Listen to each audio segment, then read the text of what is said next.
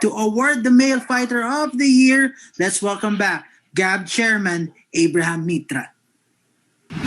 Some people might be wondering why the Games and Amusements Board Chairman is here. Well, we help each other, we respect each other, we love each other. Kami ni Manong Butch, he's like a father to me. I learn a lot from him. Anyway, moving forward for the Male Fighter of the Year, thank you again, Nisi and Santino, for giving me this honor. We all know that all our athletes have sacrificed so much in this pandemic. They had to train on their own, virtual, in hopes of giving honor to our country and earning, of course, for their families. Definitely, it's a unique year that will be remembered in history books. But there's one athlete who has defied what martial arts is all about. And he succeeded in holding 36 golds in the e-kata realm. It is my pleasure to present the hit list Male Athlete of the Year to Karateka James Delos Santos. And to all our martial artists, thank you for making our country proud. Again, thank you very much and a pleasant day, and we look forward to 2021. Patuloy tayong mag-ingat. Let's not keep our guards down. It's nice to be safe than sorry. Keep it up, 2021. Gigil ang tao sa sports, kaya pag nag-resume yan, mas lalong masigla. Thank you very much. Pleasant day, everyone. Big congratulations to the Hit List 2020 Year and Awards Male Fighter of the Year, James De Los Santos. Incredible year for him. 36 championships sa IKATA. It was a very tight race, kumbaga, no, sa itong final category natin. Of our 4 nominees, si James De Los Santos got 40% of the total votes, while our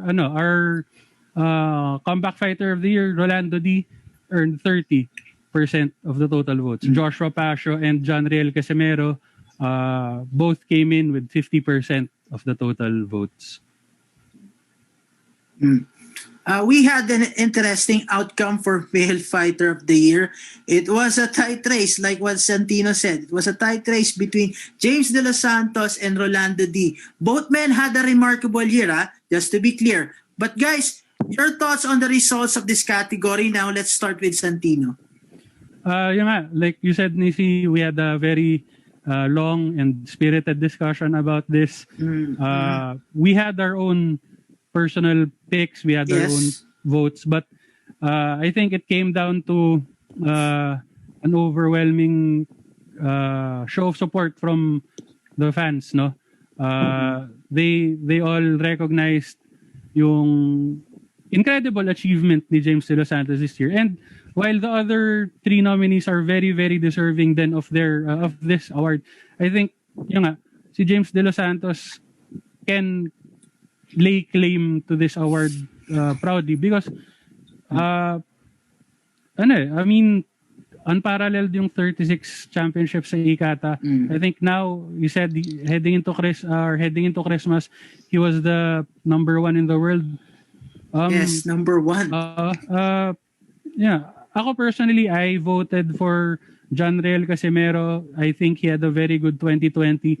But looking at everything, looking at the bigger picture, looking at kumbaga yung list of achievements this year, I think James De Los Santos also deserves a victory.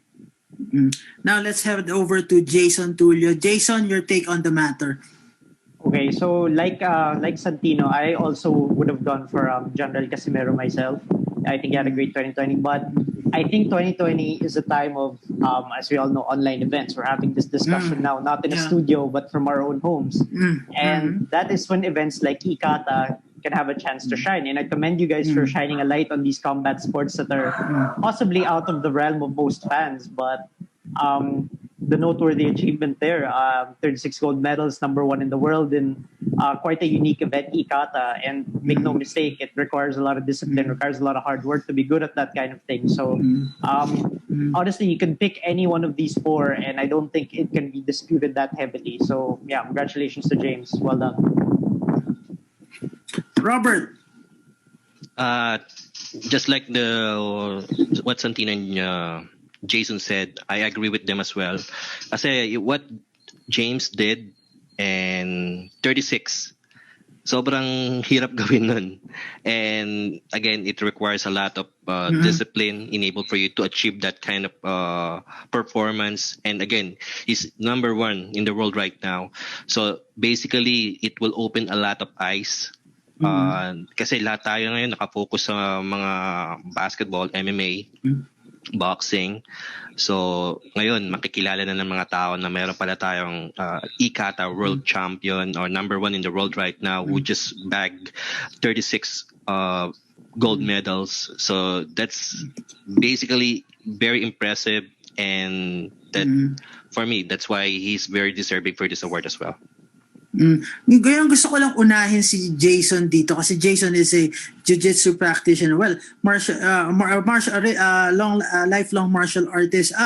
Jason, do you believe that with Delos Santos being the number one kata athlete in the world and bagging a total of 36 international gold medals, it raises the level of respect and awareness when it comes to the bracket of forms, especially some neglect or look down on this aspect of competitive martial arts? Yeah, definitely. I think it definitely raises the profiles, but you just have to look at the other combat sports that thrive under that format, like wushu, for example. We've had a lot of athletes who thrive in the forms competitions. You could argue that it falls more under performance than combat, but it all falls under the bracket of martial arts. And martial arts have been around for thousands of years. And in karate's case, kata has long been a part of that, and it certainly deserves its respect. And make no mistake, it's hard work. I mean, you can't just punch the air and think you're going to be successful at that event. So I completely agree with you. I think this raises the profile, raises the awareness. And yeah, it's good for these athletes, good for the competitors. How about you, Santino? Yun nga. Especially now in the time of COVID, yung fact na si James Delos Santos was able to achieve all this shows na Filipinos can also thrive not just in contact martial arts but also in forms, which is yun nga, like you said, a neglected part of martial arts. And massive props to Delos Santos for being able to perform well even through all these difficult circumstances. I'm sure for others it would be disheartening not to be able to perform in front of people. Imagine having to perform in front of a camera, in front of a Zoom meeting. Ang galing lang na si James Delos Santos was able to rise above every setback, I guess, na hinarap na this year and be able to succeed at that level. Robert, take it home. Yep. Para sa akin kasi either close contact man siya or not, it still boils down to your discipline as an athlete. So for you to be successful sa sport, discipline is still a big factor na magdadala sa'yo sa tuktok. And that's what James have for me right now. So bagging 36 gold medals, it only shows how disciplined he is or how focused he is in winning. And again, he's the number one ranked athlete right now sa kata. So that says a lot about James Delos Santos. That's why for me, winning the award, again, going back, winning the award is definitely a unanimous choice. Palong-palo, para nasa bakas sa mukha ha. Silipin at sulitin ang galaw at ang baraha. Ingat sa binabangga baka masagasa. Marami nakahataw makitid ang daan. Tahimik lang tahimik at mainit ang kalsada.